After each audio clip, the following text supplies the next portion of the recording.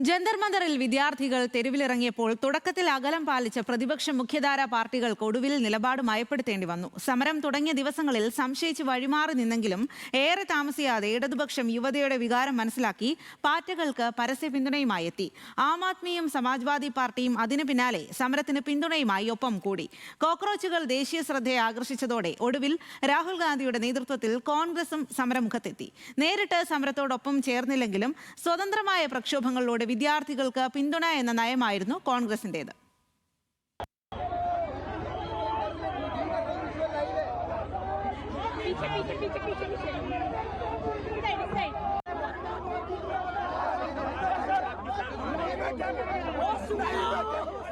ജന്തർ മന്ദർ രാജ്യത്തെ ആർക്കും കേന്ദ്ര സർക്കാരിനെതിരെ സമരം ചെയ്യാനുള്ള ഇടം. കഴിഞ്ഞ 12 വർഷമായി ചെറുതും വലുതുമായ നിരവധി സമരങ്ങൾ ജന്തർ മന്ദറിൽ നടന്നു. അമേരിക്കയിൽ നിന്ന് വന്ന അഭിജിത് ദീപ്കയും കൂട്ടിന് ചുരുക്കം ചില ആളുകളും ചേർന്ന് നടത്തുന്ന വെറുമൊരു പ്രതിഷേധമായാണ് കേന്ദ്ര സർക്കാർ കോക്രോച്ചുകളുടെ സമരത്തെ കണ്ടത്. രാജ്യത്തെ ഭരണഘടനയും അംബേദ്കറിന്റെ ചിത്രവുമായി അഭിജിത്തും കൂട്ടരും തുടങ്ങിയ സമരത്തെ ഭരണകക്ഷിയായ BJP മാത്രമല്ല, പ്രതിപക്ഷത്തെ മുഖ്യധാര പാർട്ടികളിൽ ഭൂരിഭാഗവും ആദ്യം അവഗണിച്ചു. ഇടത് വിദ്യാർത്ഥി സംഘടനകൾ മാത്രമാണ് തുടക്കം മുതലേ സമരത്തിനൊപ്പമുണ്ടായിരുന്നത്. SFI, ഐസ അടക്കം വിദ്യാർത്ഥി സംഘടനകൾ സമരത്തെ ഒന്നാം ദിവസം മുതൽ പിന്തുണച്ചു. ആം ആദ്മി പാർട്ടിയും CPIM-ഉം CPI-യും അടക്കമുള്ള ഇടതു പാർട്ടികളും പിന്നാലെ സമരത്തിന് പിന്തുണ പ്രഖ്യാപിച്ചു.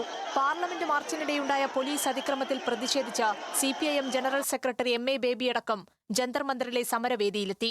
സമാജ്വാദി പാർട്ടി അധ്യക്ഷൻ അഖിലേഷ് യാദവ് വിദ്യാർത്ഥികൾക്കെതിരായ പോലീസ് നടപടിയെ പാർലമെന്റിലും തെരുവിലും ശക്തമായി ചോദ്യം ചെയ്തു. വിദ്യാർത്ഥികളുടെ ആവശ്യം ന്യായമാണെന്ന് ചൂണ്ടിക്കാട്ടി ശിവസേന ഉദ്ധവ് താക്കറെ വിഭാഗവും പിന്തുണയുമായെത്തി.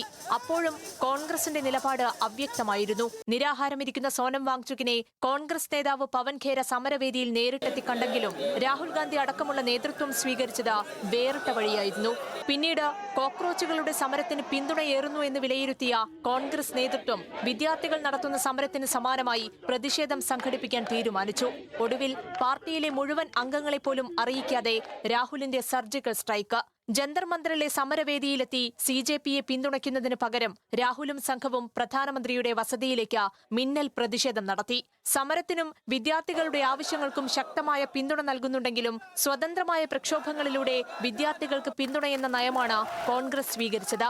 ഏതായാലും ഈ സമരയാത്രയിൽ പല ഘട്ടങ്ങളിലായി കോക്രോച്ചുകൾക്കൊപ്പം കൂടിയ പ്രതിപക്ഷ പാർട്ടികൾ രാജ്യത്തെ വിദ്യാർത്ഥികളുടെ ആവശ്യങ്ങളെ ഒറ്റക്കെട്ടായി പിന്തുണച്ച് പ്രധാന്റെ രാജിയിൽ കുറഞ്ഞ ഒന്നും അംഗീകരിക്കില്ലെന്ന നിലപാടെടുത്തു.